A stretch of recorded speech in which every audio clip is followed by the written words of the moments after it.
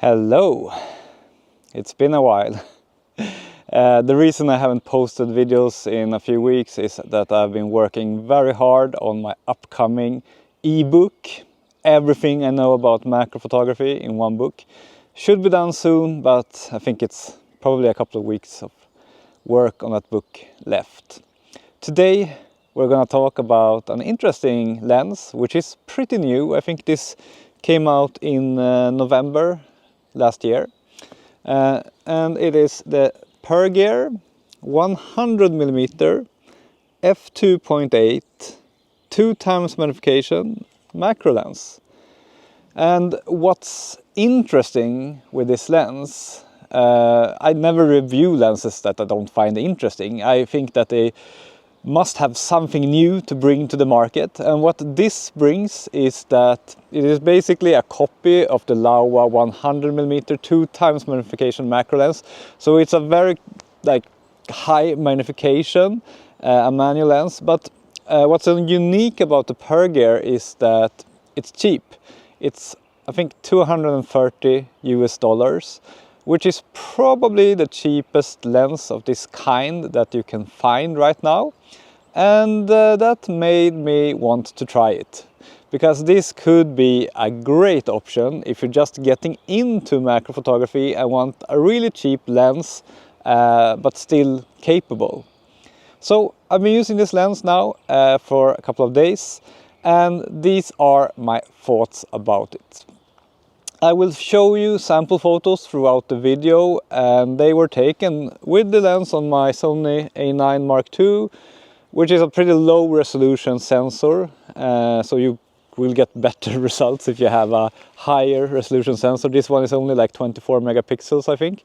I've been using the cheap Micael MK320 speed light, and I've been using a simple diffuser like this that you put over the lens. Some of the photos in this video that I will show you are stacks of a few photos. I will write that under the photo when it is a stack, so you can see it. Most of the photos are heavily cropped, and this is of course an all manual lens. It does not have autofocus or any electronics. It's just metal and glass, and that is how it can be so cheap. And the first thing you notice when you start using this lens is that it is long and front heavy. As you can see here, it's a very long lens. And yeah, it's 100mm, so that is to be expected. It could have been more compact if it was designed specifically for mirrorless cameras, but now it's actually also available for Canon EF, a DSLR, and that you can see here that they added some extension tube here at the end to make it work with the shorter flange distance of mirrorless cameras. All the mounts that you can get the lens in are listed here, and yeah, it's long and pretty heavy. I think it's I will write the exact weight here, but it's slightly heavier than the corresponding Laowa lens. So that is something you will notice, I think, but it's still not unmanageable. After a while you forget that it is heavy, but certainly you can feel it. Other than that, it is well built. It has a high quality feel to it. It feels as high quality as the Laowa 100mm. The only thing that doesn't feel as high quality maybe is the markings here on the lens. They look a little bit cheaper, but otherwise it feels solidly built. I did not notice any oil leakage or anything. The aperture ring is declicked. It's smooth like this. I don't really like that, but it's not a big issue for me. It didn't move by itself, at least, which some Chinese cheap lenses do. The focusing ring is also, it has a nice feel to it. But what I don't really like about it is that when you're focusing on non-macro distances, for example if you're taking a portrait, it is quite tricky to nail the focus. The focus stroke could have been longer, but yeah, it's still doable, absolutely. I did take a lot of sample photos with this lens, and for me the sharpness and image quality is good. It's really good considering the price of this lens. I think the photos come out sharp, both at wide open f2.8 and also at smaller apertures like f8. So definitely I don't have any issues with the sharpness. I do have to say, however, that some of the best in class lenses, like for example the Laowa 90mm, do feel a bit sharper. But yeah, I mean, for $230 I think the sharpness is plenty good on this lens. What is not good, however, and the major flaw with this lens that I discovered is that it has internal reflections which give you low contrast in some situations.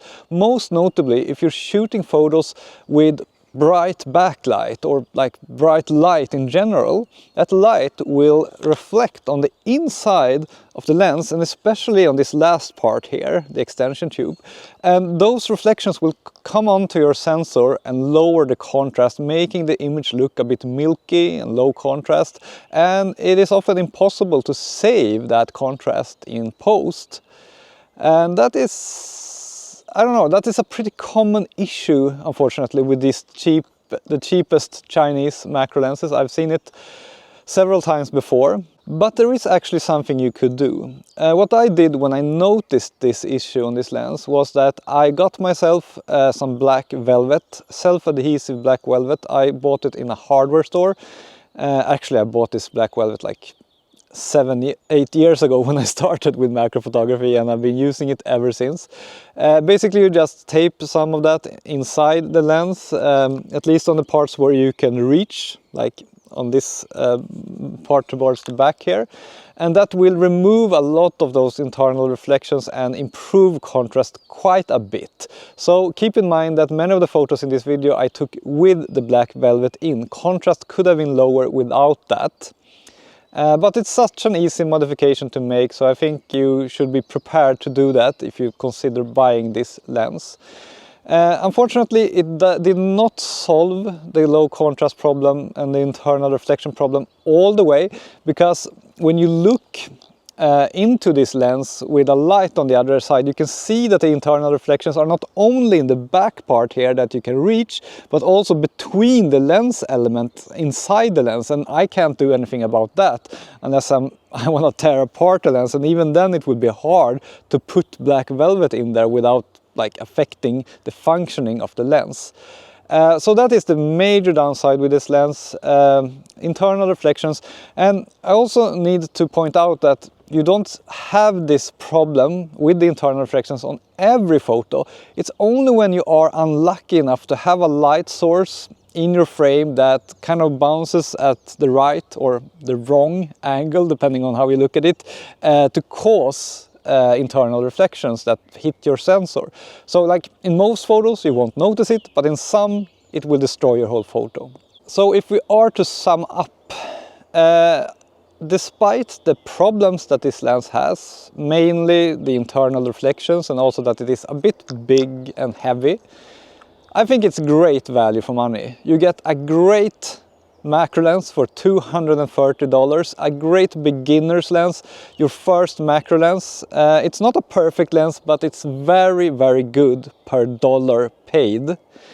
I would, however, if I was a beginner looking to purchase a cheap macro lens that still can do high magnification, like 2x magnification, I would look at the little brother of this lens, the Pergear 60mm.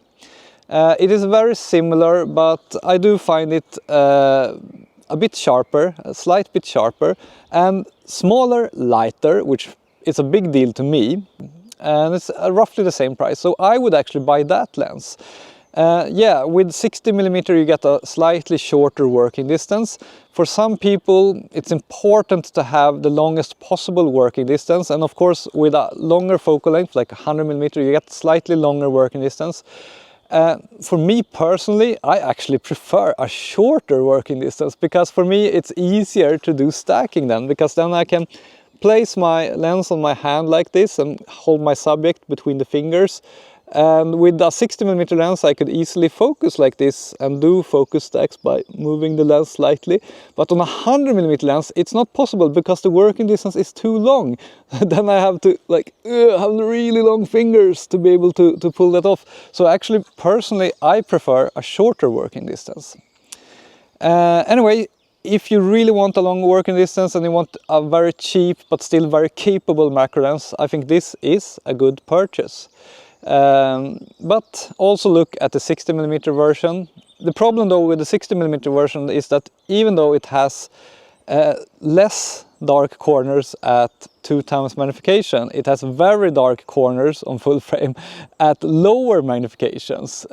So for example, if you're taking a portrait with a Pergear 60mm, you will get very heavy vignetting. So yeah, it's kind of a balance there. But both lenses are really good for a beginner wanting a good macro lens for cheap. Lastly, I want to say that you can purchase this lens via the links in the video description. I find that for these cheap Chinese lenses, it is usually best if you just order them directly from the manufacturer. Usually they ship it pretty quickly and you get cheap shipping costs and a good price. And I even think they will give me some kind of discount code that you can use if you just look in the video description of this video. Thank you for watching and see you soon again.